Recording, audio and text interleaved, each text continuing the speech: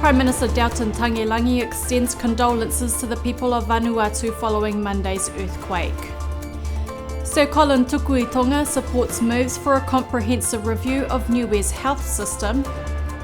And Coral Pasisi addresses the International Court of Justice in a landmark climate change case. Whakalofalai atu kia motolu osi, welcome to BCN News. Prime Minister Dalton Tangelangi has extended condolences to Vanuatu after Monday's devastating earthquake. He tabled a motion yesterday at the last sitting of the Whānau Pule for this year. I show my respect, sending my condolences, and of course the best wishes to the Prime Minister and the people of Vanuatu, especially those who lost their lives. We're sending a letter, just like how we do with other countries, knowing very well also they're not only a member of the forum, but some of our very own benefited from their schooling in Vanuatu, and no doubt they've forged friendship and close ties with not only the students there, but families and people of Vanuatu, so no doubt they will be affected as well. Over 200 people were injured in the 7.3 earthquake, with around 16 reported dead, according to Vanuatu President Niue Vuro Batavu. Rescue teams are still searching for survivors. New Zealand public health expert and senior Niuean doctor Sir Colin Tukuitonga is supporting moves for a comprehensive review of Niue's health system. It comes after the tragic death of 35-year-old Templar Tōmailunga last month at Niue Hospital. Sir Colin, who arrived in Niue on Friday, spoke with Esther Pavihi. Sir Colin Tukuitonga says he is supporting moves by the Public Service Commission for a review into Niue's health system. Events like this, of course, will be of concern to the wider community, and questions will naturally be asked. So I've met with the Minister and the Head of Health to support them in selecting someone who could do an independent review. I think the word independent is important. I'm not the one to do it because I have family connections, friendships and all of that, so they're getting someone to do an independent review. But it's also extremely important that these events, as tragic as they are, teach us a few things about the system, the processes, the staffing levels, the training, ongoing professional development. All of those things need to be looked at to try to minimize any of these things happening again. He is currently in Niue to oversee the cool roof study. Sir Colin says he is now assisting Niue's Minister of Health, Sonia Talangi, to appoint an independent expert to review the incident at the Niue Hospital last month. So I've met with the Minister and the Head of Health to support them in selecting someone who could do an independent review. I think the word independent is important. I'm not the one to do it because I have family connections, friendships and all of that, so they're getting someone to do an independent review. But it's also extremely important that these events, as tragic as they are, teach us a few things about the system, the processes, the staffing levels, the training, ongoing professional development. All of those things need to be looked at to try to minimize any of these things happening again. Prime Minister Dalton Tangelangi is also welcoming the two reports and the independent review by the Public Service Commission. He hopes it will also provide answers for previous deaths at the Niue Hospital. The Prime Minister recently appointed as the Associate Minister of Health in the new reshuffle of associate ministerial positions, where the four ministers can assist in different portfolios. My heart goes out to the family, but more so my colleague in the House, which is also a relative. It was hard for us, given that we were away and we didn't know anything, but we were travelling back. And so it'd be good if you're at home, and when you're so far away, and then you just gotta. Doesn't help when flying those long hours just to get home. According to the government's current budget estimates for this financial year, $3.4 million is allocated for the Niue Health Department. The Niue 4 hospital was funded by the New Zealand government after the destruction of the Lord Liverpool Hospital during Cyclone Hatta in 2004. When asked about the hospital's current capacity and service levels, in a statement to BCN, New Zealand Deputy High Commissioner Elena Prakuta said New Zealand provides an annual allocation to Niue's health sector through New Zealand's annual budget support contribution. How this funding is allocated within the health sector is determined by the government of Niue. In addition to contributing funding to Niue's health services, Elena Prakuta said that New Zealand was also assisting Niue to improve health outcomes through the Ministry of Health delivered Polynesian Health Corridors program. The full interview with Sir Colin Tukuitonga will be on Radio Sunshine tomorrow. Esther Pavihi for BCN News. Keeping with health, Sir Colin Tukuitonga also spoke to BCN News to provide an update on the cool roof study. A bit slow, but getting there. The teams are now putting the resins on the roof. It's quite complicated. First you have to prep and clean the roof, then you prime it in weight, and then you put the resin on. So it's quite a process. We haven't got the numbers that we had originally set out to get. A number of reasons for that. From a research statistics point of view, there's some things you can and can't say with smaller numbers, so that's been an issue. But overall, I think we're making reasonable progress. The Cool Roof study is part of a global research project on the impacts of heat on people's health from climate change. Sir Colin says similar studies conducted in Australian schools have shown positive results in using the resin to reduce heat in homes. Applying a cool roof to schools and hostels and things, and they've shown dramatic drop in indoor temperature. So given what is happening in terms of there's a heat surge, they call it, globally at the moment, and the scientists have no idea what's going on. And so there's no doubt that heat will get worse, and heat affects people's health and well-being, their sleep, their thinking, their activity, all of those sorts of things, and particularly harsh on older people and babies, young ones. So we are pretty confident, hopeful. The study is run by the University of Auckland and led by Sir Colin and Dr. Noah Bunkley, alongside local coordinator Jamal Talangi Vaidriaki. Coral Pasisi, Director of Climate Change for the Secretariat of the Pacific Community, presented a powerful oral statement on climate change at the world's highest court in the Netherlands last week. The International Court of Justice held hearings this month to examine the legal obligations of governments to protect the environment and address climate change. Vanuatu put forward the groundbreaking case, reportedly the largest the court has ever seen. Esther Pavihi with more. Coral Pasisi is one of many oral submissions from most of the island nations in the Pacific to support the case put forth by Vanuatu for the International Court of Justice on the legal obligations of countries in relation to climate change. My statement will focus on two key elements. Firstly, what loss and damage already looks like in our region. And secondly, the elusivity of promised climate finance for the most vulnerable. The loss and damage already experienced, together with the associated impacts on culture, traditional practice and knowledge, have both extreme economic and non-economic implications.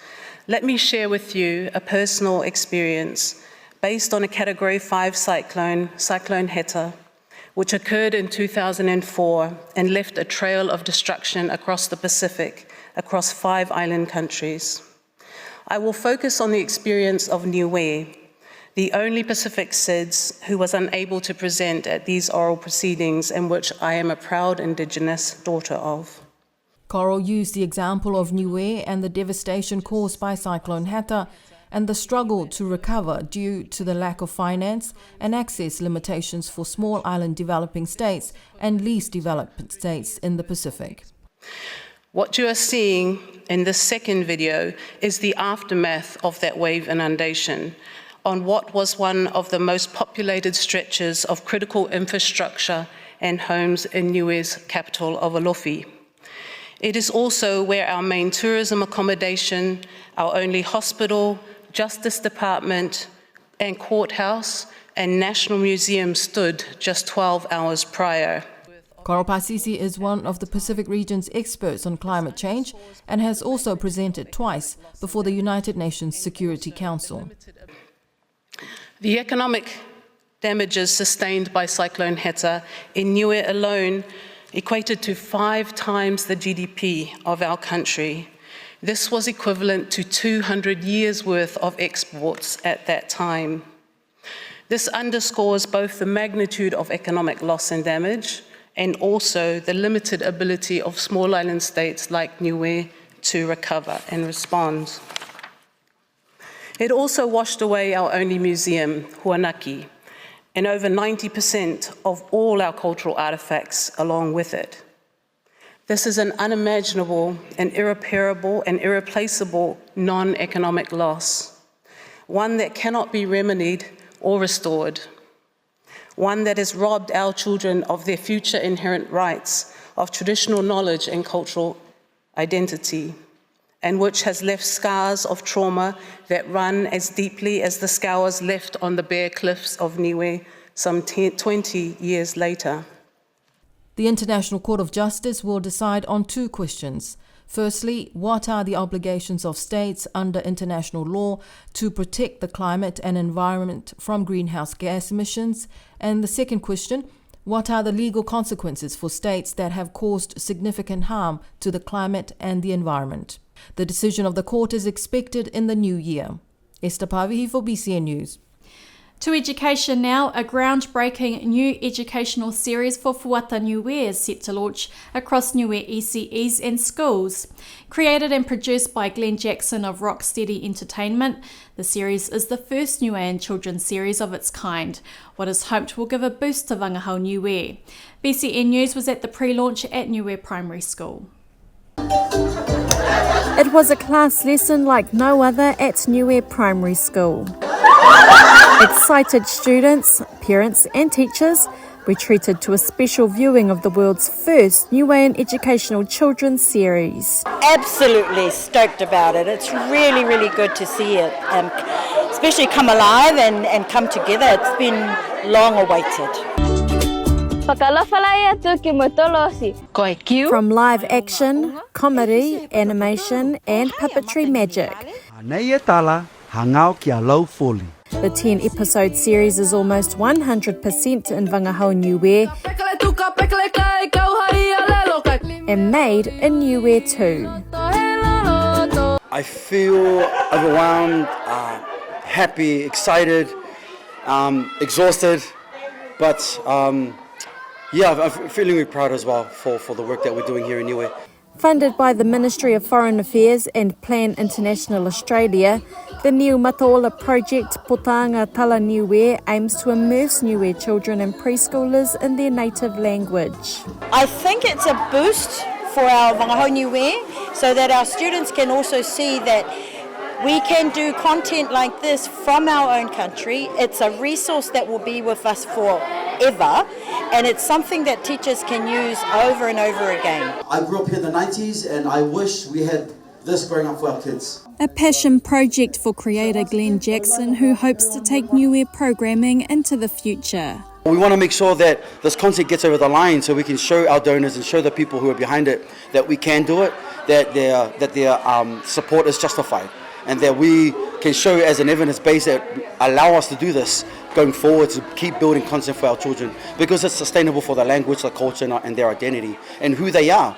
Today's special screening of the first 4 episodes, sparking the exact kind of excitement Glenn had hoped for. It was my fun as, man. My heart was so full. It was overflowing actually. Would you watch this at home? Yeah. You too?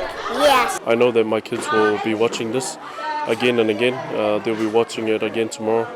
And especially because there are some familiar faces on TV as well, and because it's in Niue as well. The full series will launch at the end of the year and will be available to view on Pacific Storytime and Play app on Apple Store or Google Play.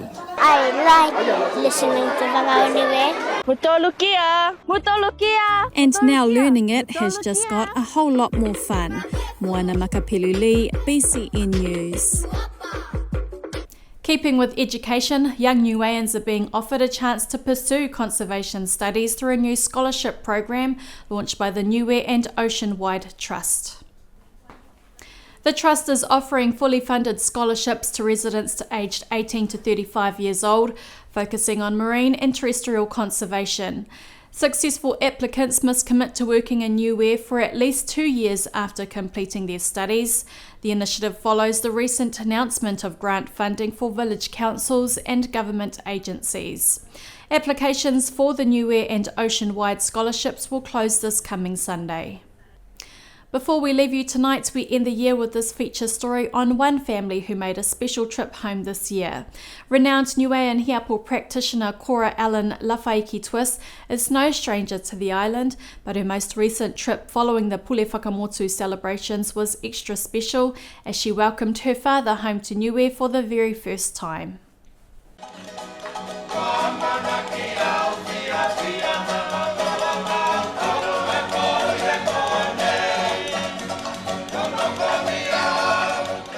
It's good to be here with Cora because I wouldn't have come, honestly.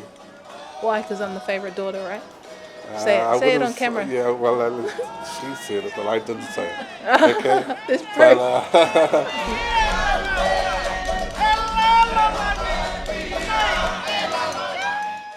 We're from Luku and what's the other one? Alofi. So I think Mum's from Luku. Yeah, both born in Luku. Yeah. And that's what we found out. I found out on this trip. And what are their names? Fortia Lafiki and Waka Lafiki.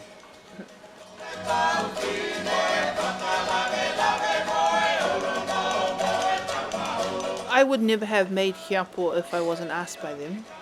So I have an arts background, but that had nothing to do with hiapo while I was making art. And if Nana and Grandpa didn't say, can you make my burial cloths, or that would be great to be buried in materials from the whenua here, I wouldn't have even lent into it. However, being one of the favourite grandchildren, right then, I like an act of service because they've worked so hard to get here. Oh, look.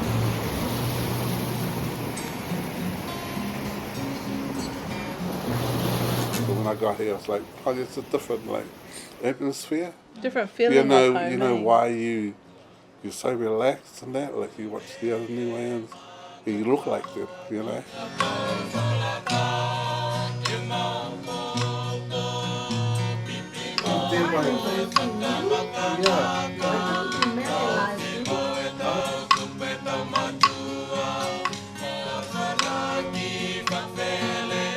I asked Dad, we went up to one of the roads and I said, can you see the landscape in my work?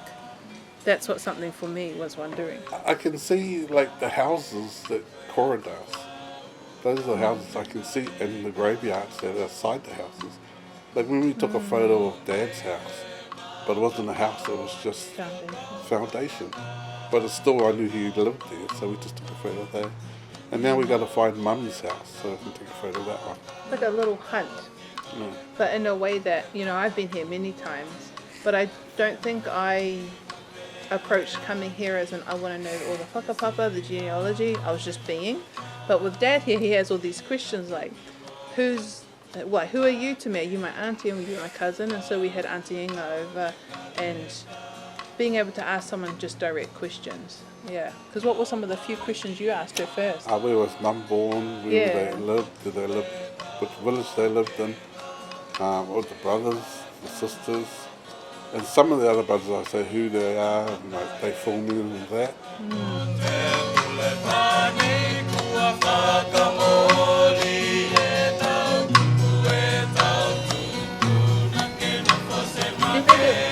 Do you think it's fills a little hole that you didn't know was there? For Mum and Dad, it did. For me, it did. because I kind of wanted to know where they were from when they were older. I kept on asking. But mum and dad, they just go around in a circle like, you'll come with me one day and we'll go. And that didn't happen, but it was good to see where they were born and what school they went to before they went to New Zealand. I would like to move between because that's what I didn't realise tangata Niue did that all the time in families. They move in between like it's this fluid space, like our ocean moves all the way to the house in West Auckland or South Auckland. And that wasn't ever on the scope of my mind, that it could be something like that. And so I would love to have a space here. I can imagine myself being older like Dad's age and having a spot here and bringing my mokopuna here often. But because for me it's become that transitory space of coming back and, to and from Aotearoa, I think the family now see that it's what you can do. Save up your money for a ticket and come back.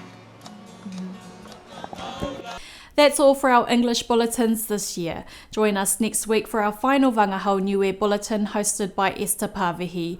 A heartfelt whakalofa atu to our viewers across the Pacific and our partners at Pacifica TV. From the team at BCN, we wish you all a safe and Merry Christmas, and we look forward to bringing you more stories in the new year. I'm Moana Makapelu Lee, Monuina e Pō.